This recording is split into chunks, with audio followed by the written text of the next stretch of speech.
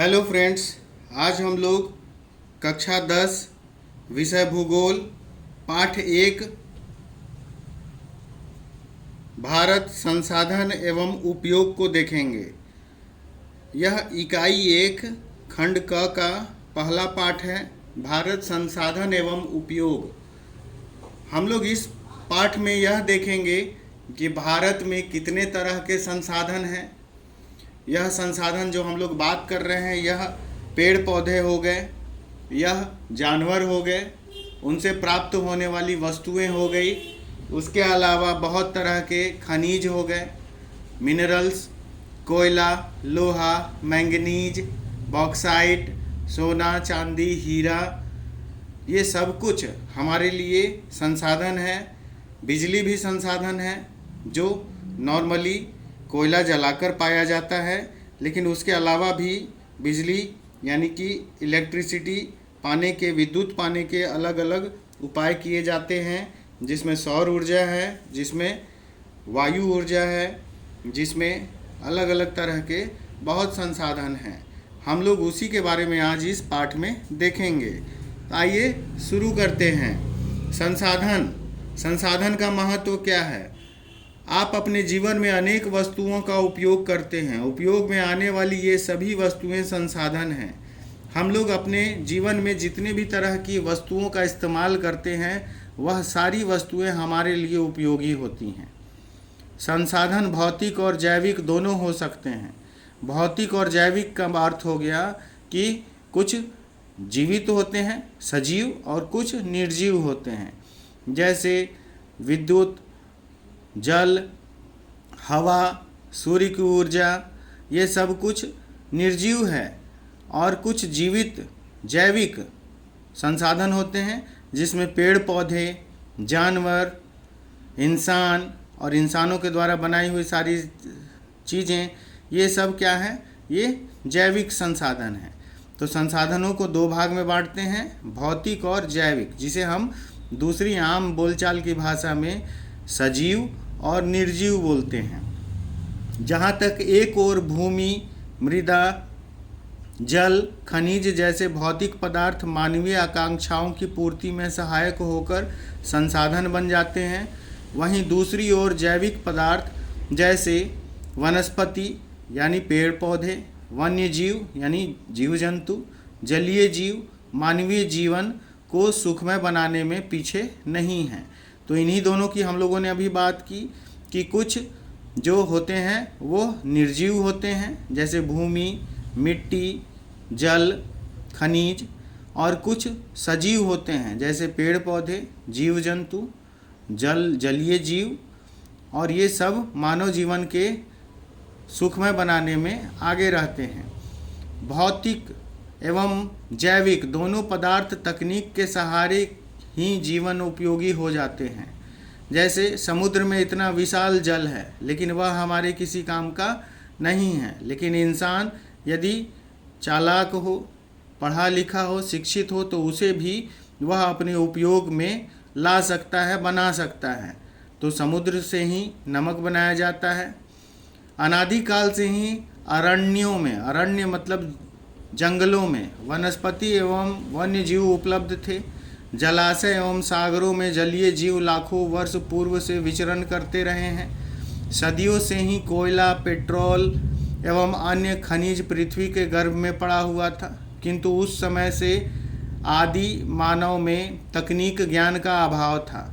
कहा जा रहा है कि लाखों वर्ष पूर्व से ही, चाहे वह जलीय जीव जंतु की बात हो, चाहे वह खनिज संपदा, कोयला, पेट्रोल की बात हो, या फिर जीव जंतुओं की बात हो, पेड़ पौधों की बात हो, ये सब कुछ लाखों वर्षों से उपलब्ध था।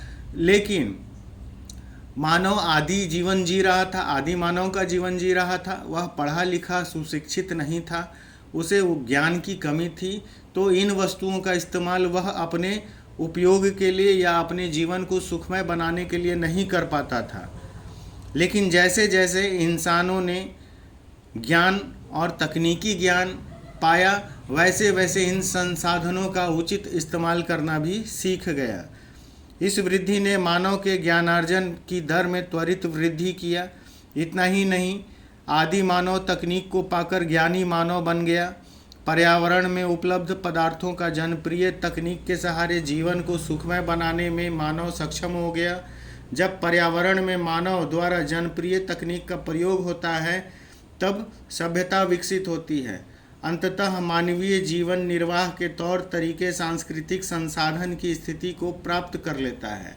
तो यहाँ इन बिंदुओं में यह समझाया गया कि मनुष्य अलग अलग तरह के हर एक संसाधनों का इस्तेमाल करके उससे अपने जीवन को सुखमय बना सकता है, और यह तब हो सकता है जब मानव ज्ञानी हो, मानव शिक्षित हो और उस सब चीज़ का इस्तेमाल मानव सभ्यता को और विकास पर ले जाने के लिए करे, तो इसका सदुपयोग कहलाएगा।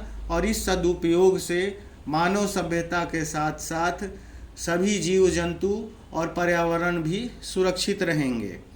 वस्तुतः संसाधन का अर्थ बहुत ही व्यापक है। यहाँ प्रसिद्ध भूगोलविद जिमरमैन का कथन उल्लेखनीय है, संसाधन होते नहीं बनते हैं।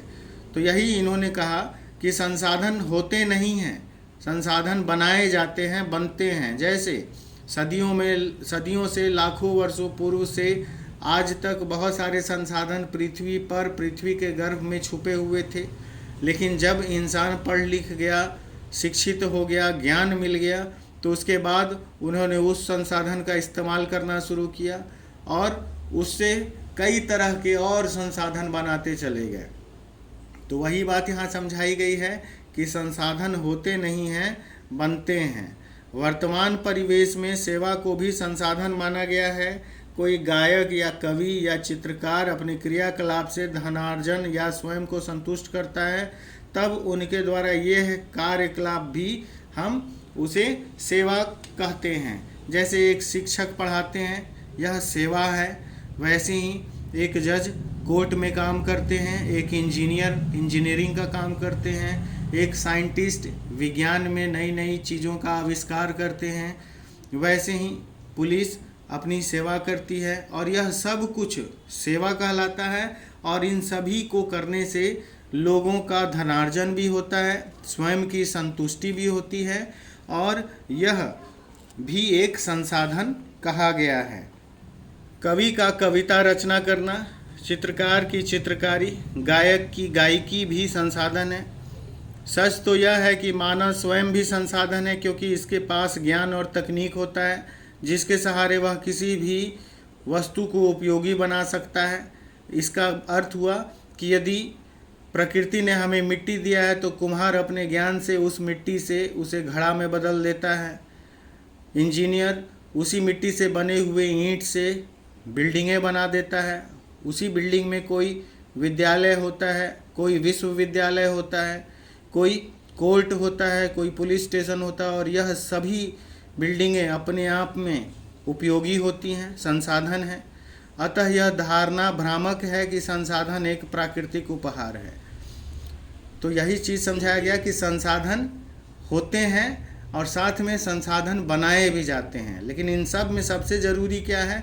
इंसान का ज्ञानी होना, तकनीकी रूप से ज्ञानी होना।